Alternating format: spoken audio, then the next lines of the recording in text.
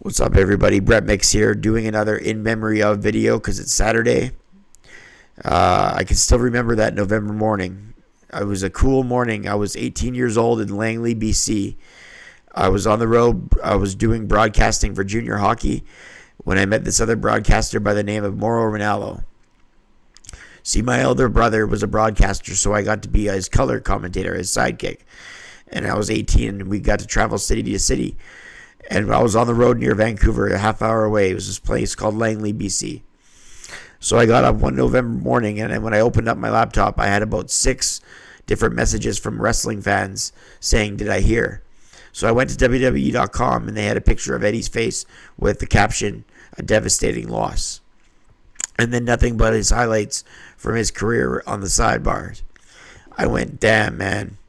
I couldn't remember another wrestler who ever died during his prime who was booked to be world champion within the next few months. We've all had wrestlers die, but somebody in the prime of their lives and careers, it was pretty unbelievable. And I'm sure you guys remember where you were when you heard the news, if you were a fan back then. The broadcasting bit I opened up with, it was relevant to this story because of who I met that night and what he had to say. Also, the expression on his face when talking about the late Eddie Guerrero said a lot about the kind of man he was. I took it upon myself to have a conversation with this other broadcaster from the opposing team who worked for Langley.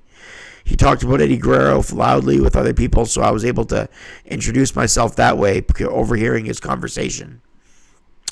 I spotted a great opportunity to talk with him because I had all my pregame notes done, and I naturally always introduced myself to the other broadcasters.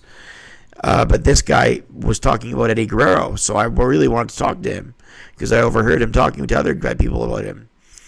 He talked different and was a guy that just seemed like a consummate professional compared to other broadcasters.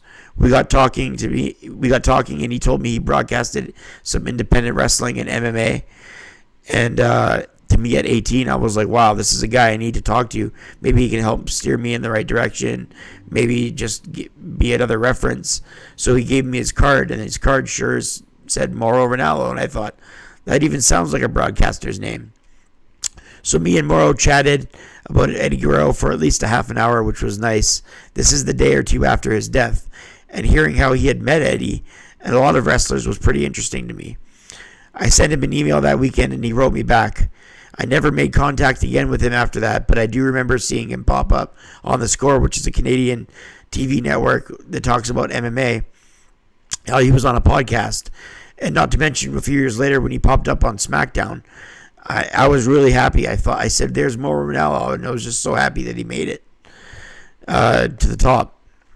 He had nothing but nice things to say about Eddie, and that's a constant here, is how many people have nothing but nice things to say about him. Sure, it's kind of commonplace when someone dies that people speak nice about somebody, but everybody's stories about Eddie Guerrero truly emphasize that even more.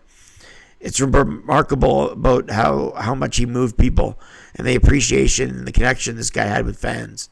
So many people cried, made signs, and still chant his name to this day. His death broke so many, and I remember thinking at the time, I wonder how Chris Benoit is dealing with this, knowing they're best friends. So when the tribute show happened, I looked for Chris among the group, and naturally his expression made me 10 times sadder. When Benoit gave that speech about Eddie Guerrero and broke down, man, that's just some hard material to watch, especially now. If anyone has seen his Eddie Guerrero's documentary, Cheating Death, Stealing Life, I recommend it. You truly know what Eddie went through. The guy in 1997 was even called from Bobby Heenan during his classic vs. Mysterio at Halloween Havoc 97. He was called the best wrestler in the game today. To be called that when you're in a company with Sting, Savage, Hall, Nash, Goldberg, Hogan, Flair, Benoit, Jericho, Mysterio, Malenko, Giant, Brett, you're in the same company and you're called the best wrestler out of all them. That shows you how good he was in the ring. But his charisma, his natural charisma that he had, really came out when he came to the WWF when he was doing Latino Heat segments. His mic skills got better with the attitude they went on to have, and when he portrayed a heel in 2005 is when I felt he was in his true prime. The matches he had that year with Angle, Ray, JBL, even Batista showed what he was capable of, and to hear Stephanie say that he was going to be champion in the next few months was just a lot to take in. Booking-wise, David had Mysterio win in his memory, so that's how important he was booking-wise even after his death. CM Punk was even quoted as saying that he thought he was a 10 out of 10 wrestler until he wrestled Eddie Guerrero. Then he said he felt he was a 7. I'm paraphrasing that last quote. Eddie Guerrero did everything, though. He accomplished so many things. And Eddie got to be at the top in Japan, AAA, Mexico, ECW, WCW, and WWE. He was important enough to hold and retain the title at WrestleMania 20 and to go over Brock Lesnar, which says it all. He was at the top of his game when November 13th, 2005 happened. That morning, Guerrero was found unconscious by his nephew Chavo in his hotel room in Minneapolis, Minnesota. He still had a toothbrush in his hand and was later explained that the former champion had passed out and was later pronounced dead when the ambulance arrived. The autopsy later revealed that he had died as a result of acute heart failure, which was later due to underlying atherosclerotic cardiovascular disease. Might have butchered the first word there, but cardiovascular heart disease. Guerrero's death was since gone on to be a big factor in changing the business as a whole. It led to WWE introducing their wellness policy, which would have been able to pick up on his heart condition ahead of time had it been done by back then around that time. It would help future stars step in the business as well. While the wellness policy has become known for its drug testing procedures, there are other layers that have been added following Guerrero's passing. Guerrero's legacy lives on through his daughters and his wife Vicky, and was inducted into the Hall of Fame in 2006, just 5 months after his passing. It was all so new at the time, but it was very much so deserved. I have this list of 1,000 matches that I've compiled of the best matches I've in my life. This is my own personal list. He appears more times on that list than anyone not named Flair, Benoit, Hart, or Michaels. Just one man's opinion, but I think he was one of the best all time. His fans will never forget him because of it's just impossible. The connection he had with them was legendary. His moves still get pops to this day. His name is still chanted. His figure is still played with in games. He sits amongst wrestling royalty, among those who are dearly departed in wrestling. Latino Heat's legacy is grand, and nobody will ever forget him.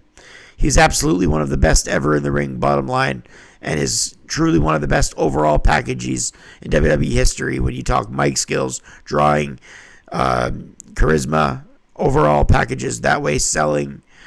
He was laid to rest in Scottsdale, Arizona. All I can do years later is talk about his triumph in his career and his real life story.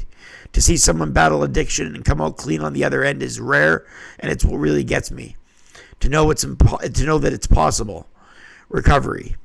Full-on clean recovery for past addicts. The numbers aren't good, but Eddie Guerrero can proudly say he did it.